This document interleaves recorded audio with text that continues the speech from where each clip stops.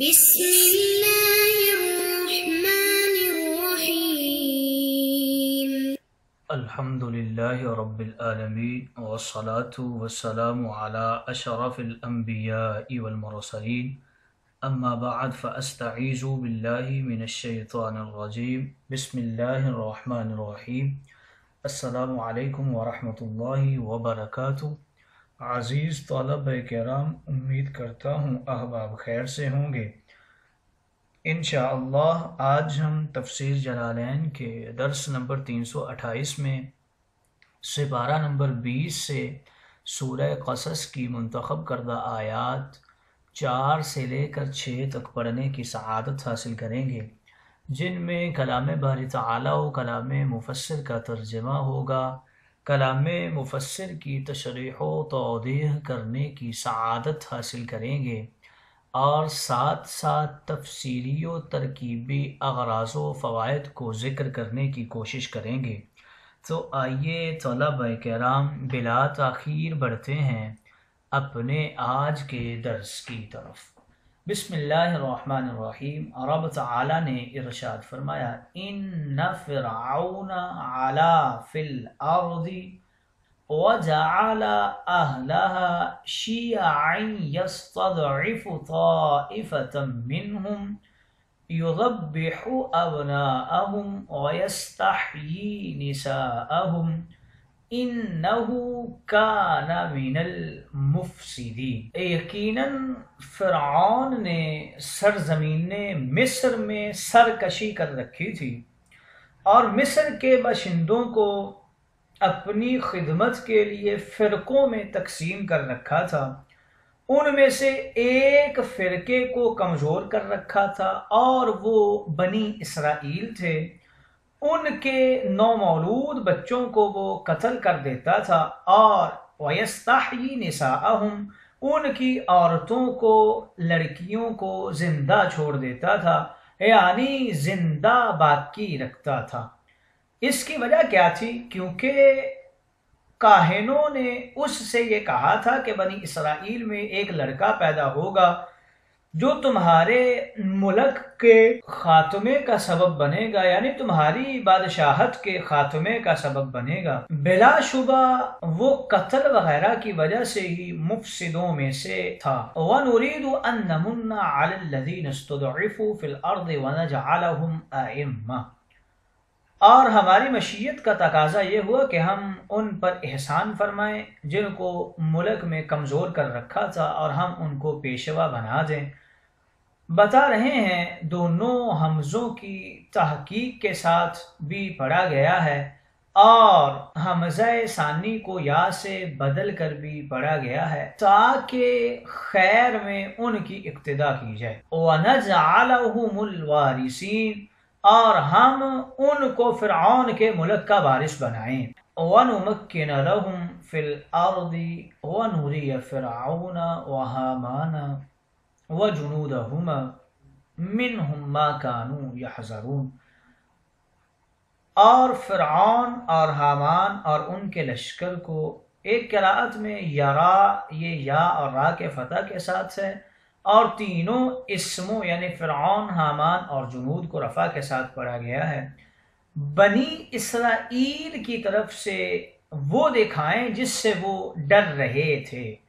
کس چیز سے ڈر رہے تھے؟ وہ فرعونی اس بچے سے خوف زدہ تھے جس کے ہاتھوں ان کے ملک کی بربادی مقدر تھی۔ آئیے طلبہ کرام ترجمہ کے بعد بڑھتے ہیں آج کے درس کی تشریح و توضیح کی طرف۔ رب تعالیٰ نے ارشاد فرمایا، ان فرعون علا فی الارض وجعل اہلها شیعا، بے شک فرعون اپنے ملک میں سرکش تھا اور اس نے وہاں کے لوگوں کو گروہوں میں بانٹ رکھا تھا۔ وہ ان میں سے ایک گروہ کو کمزور قرار دے کر ان کے بیٹوں کو ذبح کرتا تھا، ان کی عورتوں کو زندہ چھوڑ دیتا تھا۔ بے شک وہ فساد کرنے والوں میں سے تھا۔ شیعہ کے معانی کے حوالے سے ذکر کر رہے ہیں۔ فرعون اپنے ملک میں اپنے آپ کو سب سے بڑا قرار دیتا تھا کیونکہ وہ اس ملک میں سرکش تھا اور اس نے وہاں کے لوگوں کو گروہوں میں بانٹ رکھا تھا۔ گروہوں کے لیے اس آیت مقدسہ میں شیعہ کا لفظ استعمال ہوا ہے۔ یہ شیعہ کی جمع ہے۔ شیعہ کا معنی ہے تقویت دینا، جس سے انسان کو تقویت پہنچے، اور کسی شخص کے گروہ سے بھی اس شخص کو تقویت پہنچتی ہے، تو اس لیے گروہ کو شیعہ کہتے ہیں۔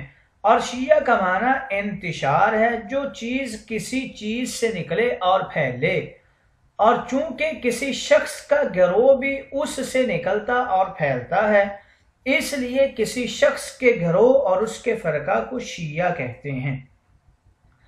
آیت کے اس حصہ کا معنی یہ ہے کہ فرعون نے متعدد فرقے بنائے ہوئے تھے جو اس کی اطاعت کرتے تھے، اور ان میں سے کسی کو اس کے حکم کے خلاف بات کرنے کی طاقت نہیں تھی، یا اس نے متعدد فرقے بنا دیے تھے، وہ سب اس کی خدمت کرتے تھے اور اس کو قوت پہنچاتے تھے، یا اس نے ایسے متعدد گروہ بنا دیے تھے جن میں سے بعض کو اس نے قبطی قرار دیا تھا اور وہ قبطی تھے جو مصر کے قدیم باشندے تھے، اور بعض کو اس نے ضعیف قرار دیا تھا اور یہ بنی اسرائیل تھے جو حضرت یوسف کے زمانہ حکومت میں مصر میں آ کر آباد ہوئے تھے۔ فرعون یذبح ابناءہم ویستحیی نساءہم، بنی اسرائیل کے بیٹوں کو قتل کرنے کا حکم دیتا تھا اور ان کی عورتوں کو زندہ چھوڑ دیتا تھا۔ علامہ کمولی نے اس حکم کی کچھ وجوہات بیان کی ہیں، جیسا کہ صاحب تفسیر جلالین نے بھی وجہ ذکر کی ہے۔ پہلی وجہ یہ بتا رہے ہیں کہ ایک کاہن نے فرعون سے کہا کہ بنی اسرائیل کے ہاں آج رات کو ایسا بچہ پیدا ہوگا جس کی وجہ سے تمہاری بادشاہت جاتی رہے گی۔ اس رات 12 لڑکے پیدا ہوئے۔ فرعون نے ان سب کو قتل کرا دیا، اور اکثر مفسرین کے نزدیک بنی اسرائیل اس عذاب میں کئی سال تک مبتلا رہے۔ وہب بن منبہ نے کہا قبطیوں نے حضرت موسیٰ کی تلاش میں 90,000 بنی اسرائیل کو قتل کر دیا تھا۔ بعض علماء نے کہا کہ فرعون کا یہ حکم اس کی حماقت کی دلیل تھا، کیونکہ اگر اس کاہن کی یہ پیشگوئی سچی تھی تو بنی اسرائیل کو قتل کرنے سے فرعون کے ملک کا زوال دور نہیں ہو سکتا تھا اور فرعون بچ نہیں سکتا تھا، اور اگر اس کاہن کی پیش گوئی جھوٹی تھی تو بنی اسرائیل کو قتل کرنے کا کیا فائدہ تھا۔ ہمارے نزدیک کاہنوں اور نجومیوں کی پیش گوئیاں باطل ہی ہوتی ہیں اور ان پر یقین کرنا جائز نہیں ہے، اور ان کی پیش گوئیوں کو برحق ماننے کا مطلب یہ ہے کہ وہ غیب کی خبر دینے میں سچے ہیں، حالانکہ اللہ کے بتائے بغیر کوئی بھی شخص غیب کو نہیں جان سکتا۔ کاہن نبی نہیں ہوتے، نہ وہ ولی ہوتے ہیں، اس لیے ان کے غیب پر مطلع ہونے کی کوئی سبیل نہیں ہے۔ دوسری وجہ یہ بتاتے ہیں، صدی نے کہا کہ فرعون نے ایک رات خواب میں دیکھا کہ بیت المقدس سے ایک آگ نکلی اور مصر پر پھیل گئی، اور اس آگ نے قبطیوں کو جلا ڈالا جو مصر کے اصل باشندے تھے، اور بنی اسرائیل کو نہیں جلایا۔ اس نے اپنے درباریوں سے اس خواب کی تعبیر پوچھی تو اس کو بتایا گیا کہ جس شہر سے بنی اسرائیل آئے ہیں اسی شہر والوں کی نسل سے ایک شخص پیدا ہوگا جس کے ہاتھوں سے تمہاری مصر سے حکومت ظاہر ہو جائے گی اور تم قتل بھی کر دیے جاؤ گے۔ تیسری وجہ کچھ یوں ذکر کر رہے ہیں کہ حضرت موسیٰ سے پہلے جو انبیاء تھے انہوں نے حضرت موسیٰ کے مبعوث ہونے اور ان کے ہاتھوں فرعون کے ہلاک ہونے کی خبر دی تھی، اور یہ خبر کسی واسطے سے فرعون تک پہنچ گئی تھی، اس لیے اس نے حکم دیا کہ بنی اسرائیل کے بیٹوں کو ذبح کر دیا جائے تاکہ حضرت موسیٰ کے پیدا ہونے کی نوبت ہی نہ آئے۔ انہو کان من المفسدین، فرمایا کہ بے شک وہ فساد کرنے والوں میں سے تھا، یعنی جو بنی اسرائیل کے بیٹوں کو قتل کرا رہا تھا محض شر اور فساد تھا، اس میں خیر اور اصلاح کا کوئی پہلو موجود نہیں تھا، اور اللہ تعالیٰ کی قضاء و قدر کو مسترد کرنے کی اس میں کوئی تاثیر نہیں تھی۔ آگے اللہ رب العزت نے ارشاد فرمایا وَنُرِيدُ أَن نَّمُنَّ عَلَى الَّذِينَ اسْتُضْعِفُوا فِي الْأَرْضِ وَنَجْعَلَهُمْ أَئِمَّةً، اور ہم ان لوگوں پر احسان فرمانا چاہتے تھے جن کو اس کے ملک میں کمزور کر دیا گیا تھا، یعنی فرعون نے بنی اسرائیل کو نچلے درجے کی رعایا قرار دیا ہوا تھا، جیسے ہمارے پڑوسی ملک بھارت میں برہمنوں کے مقابلہ میں اچھوتوں اور شوردوں کو نچلی ذات کی مخلوق قرار دیا جاتا ہے۔ اور پنجاب میں ذمہ داروں کے مقابلہ میں کسانوں کو اور سندھ میں وڈیروں کے مقابلہ میں ہاریوں کو نیچ اور کمی قرار دیا جاتا ہے، بھی عینی ہی اسی طرح مصر میں قبطیوں کے مقابلہ میں بنی اسرائیل کو کمتر مخلوق قرار دیا جاتا تھا۔ اسی طرح اب بھی بعض لوگ سادات کے مقابلے میں غیر سادات کو کم تر قرار دیتے ہیں۔ وہ غیر سادات کی بیٹیوں کو رشتہ میں لینا تو جائز کہتے ہیں اور ان کو اپنی بیٹیوں کا رشتہ دینا ناجائز اور حرام کہتے ہیں۔ اور پھر فرمایا کہ ہم ان کو امام بنانا چاہتے تھے اور ان کے ملک کا وارث بنانا چاہتے تھے۔ حضرت ابن عباس رضی اللہ تعالی عنہ نے فرمایا یعنی ان کو نیک کاموں میں پیشوا بنانا چاہتے تھے۔ مجاہد نے اس کی تفسیر کچھ یوں کی ہے کہ ان کو نیکی اور خیر کا داعی اور ہادی بنانا چاہتے تھے۔ قتادہ کہتے ہیں کہ ان کو حکمران اور بادشاہ بنانا چاہتے تھے، اور یہ تفسیر زیادہ عام اور شامل ہے کیونکہ بادشاہ بھی امام ہوتا ہے اور اس کی اقتداء کی جاتی ہے، اور ہم ان کو وارث بنانا چاہتے تھے یعنی وہ فرعون کے ملک اور اس کی سلطنت کے وارث ہوں اور قبطیوں کے مکانوں میں رہائش پذیر ہوں، جیسا کہ آیت مقدسہ میں مذکور ہے وَأَوْرَثْنَا الْقَوْمَ الَّذِينَ كَانُوا يُسْتَضْعَفُونَ مَشَارِقَ الْأَرْضِ وَمَغَارِبَهَا الَّتِي بَارَكْنَا فِيهَا وَتَمَّتْ كَلِمَةُ رَبِّكَ الْحُسْنَى عَلَى بَنِي إِسْرَائِيلَ بِمَا صَبَرُوا وَدَمَّرْنَا مَا كَانَ يَصْنَعُ فِرْعَوْنُ وَقَوْمُهُ وَمَا كَانُوا يَعْرِشُونَ۔ آگے اللہ رب العزت نے ارشاد فرمایا وَنُمَكِّنَ لَهُمْ فِي الْأَرْضِ وَنُرِيَ فِرْعَوْنَ وَهَامَانَ وَجُنُودَهُمَا مِنْهُمْ مَا كَانُوا يَحْذَرُونَ، اور ہم ان کو ان کے ملک کا اقتدار دینا چاہتے تھے، یعنی ہم ملک شام اور ملک مصر کا اقتدار بنی اسرائیل کے سپرد کرنا چاہتے تھے، اور فرعون حامان اور ان کے لشکروں کو ان کے خواب کی وہ تعبیر دکھانا چاہتے تھے جس سے وہ خوف زدہ تھے، کیونکہ ان کو یہ خبر دی گئی تھی کہ ان کی ہلاکت بنی اسرائیل کے ایک شخص کے ہاتھوں واقع ہوگی۔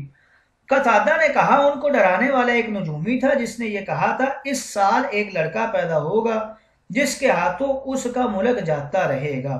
صدی نے بیان کیا کہ فرعون نے خواب دیکھا تھا کہ بیت المقدس سے آگ نکلی ہے اور مصر کے گھروں تک پہنچ گئی ہے، اس نے قبطیوں کے گھر جلا دیے ہیں اور بنی اسرائیل کے گھروں کو چھوڑ دیا ہے۔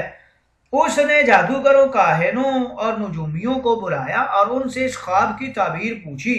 انہوں نے کہا جس شہر سے بنی اسرائیل آئے ہیں یعنی بیت المقدس سے، اس شہر کے ایک شخص کے ہاتھوں سے مصر تباہ ہو جائے گا۔ اس وقت فرعون نے یہ حکم دیا کہ بنو اسرائیل کے ہاں جو لڑکا پیدا ہو اسے قتل کر دیا جائے اور جو لڑکی پیدا ہو اس کو چھوڑ دیا جائے، اور قبطیوں سے کہا تم اپنے نیج کام بنی اسرائیل سے کرایا کرو۔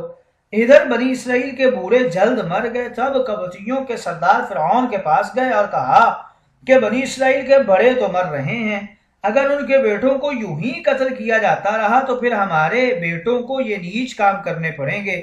آپ ایسا کریں کہ ایک سال بنی اسرائیل کے لڑکوں کو قتل کرائیں اور ایک سال ان کو چھوڑ دیں، اور جس سال بنو اسرائیل کے لڑکوں کو قتل کیا جانا تھا اسی سال حضرت موسیٰ کی والدہ حاملہ ہوئیں اور پھر موسیٰ پیدا ہوئے۔ اور مجاہد نے کہا جس سال بنی اسرائیل کے بیٹوں کو چھوڑنا تھا اس سال حضرت ہارون پیدا ہوئے، اور جس سال ان کے بیٹوں کو قتل کرنا تھا اس سال حضرت موسیٰ پیدا ہوئے۔ حضرت ہارون حضرت موسیٰ علیہ السلام سے 1 سال بڑے تھے۔